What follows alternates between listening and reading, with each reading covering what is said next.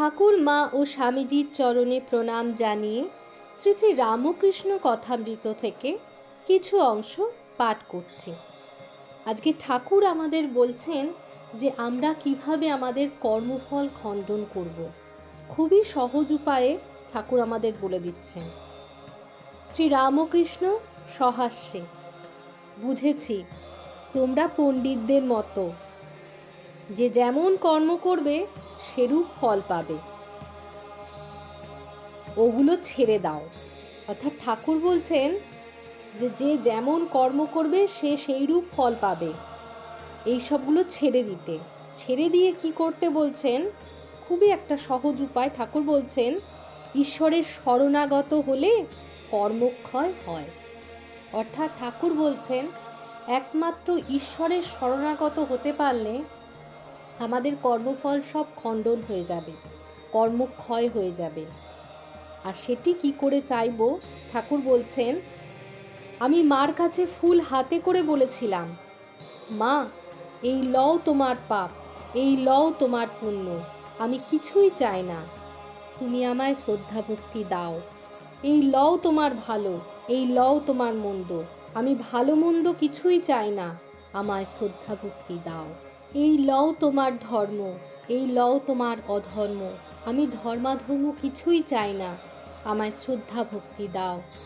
এই লও তোমার জ্ঞান, এই লও তোমার অজ্ঞান, আমি জ্ঞান অজ্ঞান কিছু চাই না, আমায় শ্রদ্ধা ভক্তি দাও। এই লও তোমার সূচি, এই লও তোমার অসুচি, আমি শ্রদ্ধা ভক্তি দাও, আমায় শ্রদ্ধা ভক্তি দাও। অর্থাৎ আমরা যেটা জানি যে যেমন কর্ম করবে সেরূপ ফল পাবে, কিন্তু ঠাকুর এটি বলছেন না।